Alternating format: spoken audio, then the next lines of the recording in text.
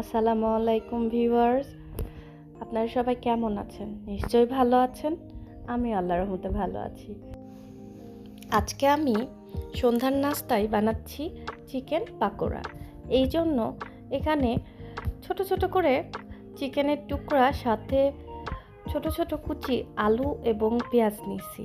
তার সাথে প্রয়োজন মতো লবণ এবং মরিচের গুঁড়া, আদা রসুন বাটা এবং 1 মুঠ মতো ময়দা এবং 2 মুঠ মতো চালের গুঁড়া আর একটা গোটা ডিম দিয়ে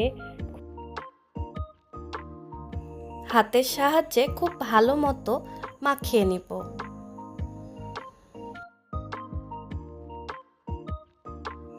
সবগুলো উপকরণ ভালো মতো মাখিয়ে নেওয়ার পরে এইগুলো এখন ভেজে নিতে হবে। সেই জন্য আগে থেকে এই প্যানে তেলগুলো আমি একটু তাতিয়ে নিয়েছিলাম।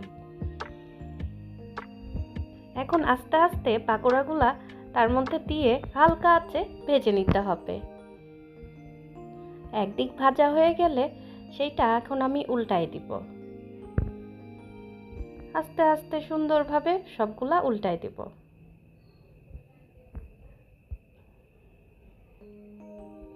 দুই পাশ খুব ভালো মতো ভেজে নেওয়ার পরে এখন এইগুলা উঠিয়ে নিব।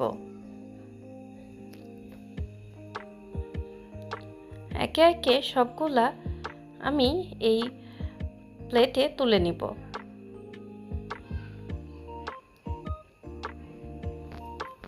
আমার এই চিকেন পাকোড়াগুলা ভেজে নেওয়া হয়ে গেছে। এখন পরিবেশনের পালা।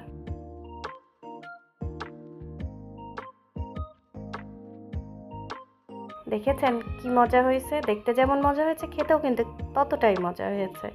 সস ছাড়া কি পাকোড়া খেতে ভালো লাগে?